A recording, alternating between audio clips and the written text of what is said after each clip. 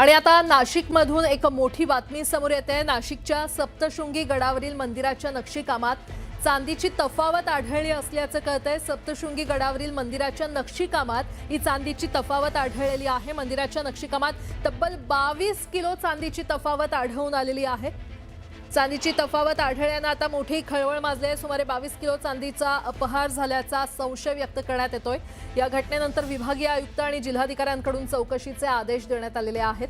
चांदीच्या जुन्या नोंदीनुसार सुमारे 406 किलो चांदी असणं आवश्यक होतं, मात्र प्रत्यक्ष मोजणीत केवळ 383 किलो 703 ग्रॅम चांदी आढळून आल्याची माहिती मिळते।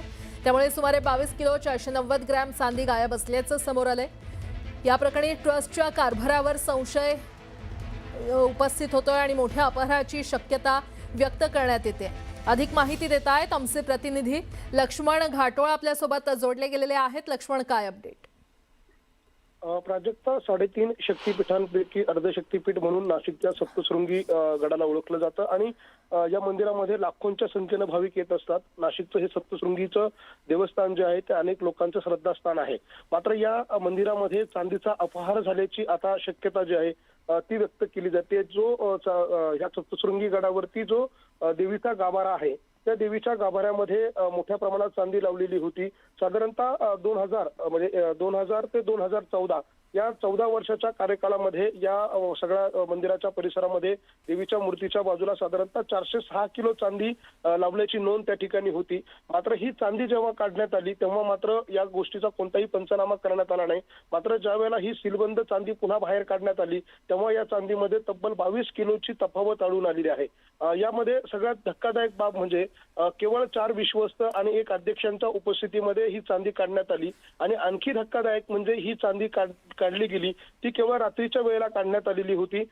पहिली तारीख होती 15 सप्टेंबर 2021 ला ही चांदी काढण्यात आली आणि दुसरी तारीख होती ती 2 ऑगस्ट 2022 ची तारीख होती आणि ह्या दोन्ही तारखांना या विश्वस्तांनी आणि अध्यक्षांनी रात्री 8 वाजेनंतर ही चांदी काढल्याची नोंद त्या ठिकाणी करण्यात आलेली आहे। मात्र ही चांदी काढत असताना कोणत्याही प्रकारचा पंचनामा करण्यात आलेला नाहीये। ही चांदी कोणी काढायची हे देखील ठरवण्यात आलेलं नव्हतं, कुणाच्या उपस्थित काढायची हे देखील ठरवण्यात आलेलं नव्हतं आणि त्यामुळे या सगळ्या प्रकरणावरती संशय व्यक्त केला जातोय। त्यावेळेला तत्कालीन अध्यक्ष जे होते या वनी संस्थानाचे ते होते अध्यक्ष होते वर्धन देसाई नामक, त्यांच्या कार्यकाळामध्ये हे सगळं प्रकरण घडलेलं आहे आणि त्यावेळेला विश्वस्त होते ॲडव्होकेट ललित निकम, मनजोत पाटील, डॉक्टर प्रशांत देवरे आणि भूषणराज तळेकर हे 4 विश्वस्त आणि 1 अध्यक्ष यांच्या उपस्थितीमध्ये रात्रीच्या वेळेला ही सगळी चांदी काढण्यात आली। त्याचा कोणताही पंचनामा करण्यात आलेला नाही आणि ही चांदी जेव्हा ठेवून देण्यात आली तेव्हा मात्र ह्या चांदीची मोजमाप व्यवस्थापकांच्या वतीनं करण्यात आली तेव्हा मात्र या चांदीमध्ये तब्बल 22 किलोची तफावत जी आहे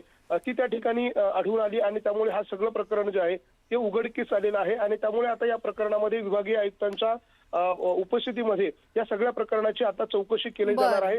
नाशिकच्या सप्तशृंगी देवस्थानची ही 22 किलो चांदी नेमकी कशी गायब झाली असा प्रश्न या निमित्ताने उपस्थित केला जातो। चौकशीत काय समोर येतं हे सगळं बघणं महत्त्वाचं असणार आहे। प्राजक्ता, ठीक आहे लक्ष्मण, वेळोवेळी तुमच्याकडून अपडेट घेत राहू। तुर्तास धन्यवाद या संपूर्ण माहितीसाठी।